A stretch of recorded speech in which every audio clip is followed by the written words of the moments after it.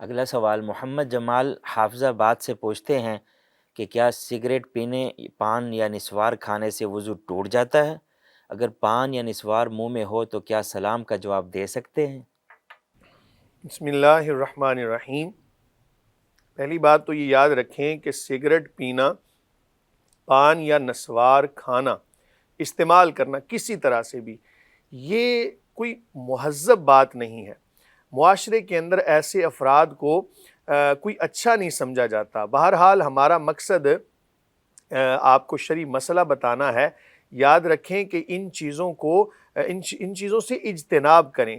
پان یا سگریٹ یا نسوار جس پوائنٹ پہ جا کے نشہ چھوڑے گا اس پوائنٹ پہ تو یہ حرام ہوگا۔ اس سے پہلے بہرحال مکروہ ضرور ہم اس کو کہیں گے کہ یہ کوئی اچھی بات نہیں ہے، اور اس کے استعمال کرنے سے یا ہر وہ چیز کہ جو سمیل چھوڑے اور سمیل بھی ایسی ہو کہ جو دوسروں کی تکلیف کا باعث بنے، تو ایسی چیزیں استعمال کر کے مسجد میں آنے سے نبی کریم صلی اللہ علیہ وآلہ وسلم نے منع فرمایا، جس سے پتہ چلتا ہے کہ یہ چیزیں آداب مسجد کے خلاف ہیں۔ تو بہرحال وضو تو اس سے نہیں ٹوٹے گا، لیکن بہرحال یہ کوئی اچھی چیزیں نہیں ہیں، ان سے اجتناب کرنا لازم ہے۔ اگر منہ کے اندر پان یا نسوار یا کوئی بھی ایسی بدبودار چیز ہو، جواب تو دے سکتے ہیں، لیکن پھر بات اسی جانب آئے گی کہ ان چیزوں سے اجتناب ضروری ہے۔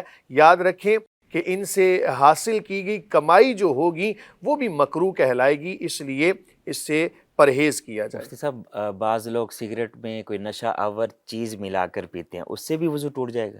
وضو تو نہیں ٹوٹے گا، اگر ہاں اس حد تک کسی نے نشے کو استعمال کیا کہ اس کی عقل پر غلبہ آ گیا تو ایسی صورت میں وضو ٹوٹ جائے گا۔ کیوں؟ اب وہ وضو کے ٹوٹنے کا سبب یہ بنا کہ اس کو ہوش ہی نہیں ہے۔ اب ہوش نہیں ہے تو ایسی صورت میں پتہ نہیں کہ اس ہوا کا اخراج ہو گیا ہو، تو ایسی صورت میں ہم کہیں گے وضو ٹوٹ گیا۔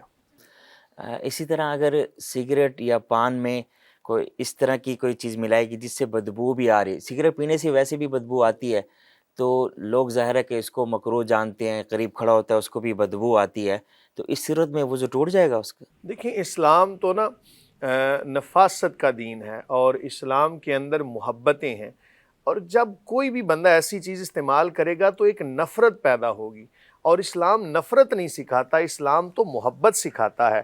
اور اس بندے کے اس فعل کی وجہ سے ایک مسلمان اس سے دور ہوا تو اس سے اور بہت ساری خرابیاں ہیں، بلکہ بعض فقہا نے، بعض علماء نے تو اس کو حرام اس معنی میں لکھا ہے کہ اللہ تعالیٰ نے قرآن میں فرمایا، جس کا مفہوم ہے کہ ایمان والو اپنے آپ کو ہلاکت میں نہ ڈالو۔ تو جب یہ ایسی چیزیں استعمال کرے گا، اس کی صحت خراب ہوگی، اپنے آپ کو ہلاکت میں ڈالنے کے مترادف ہے، لہٰذا بعض نے تو اس کو حرام تک لکھا ہے۔ بہرحال صحیح مسئلہ یہی ہے کہ یہ مکروہ ہے اور اس سے اجتناب کرنا لازم ہے۔ وضو بہرحال اس سے نہیں ٹوٹے گا۔ اگلا سوال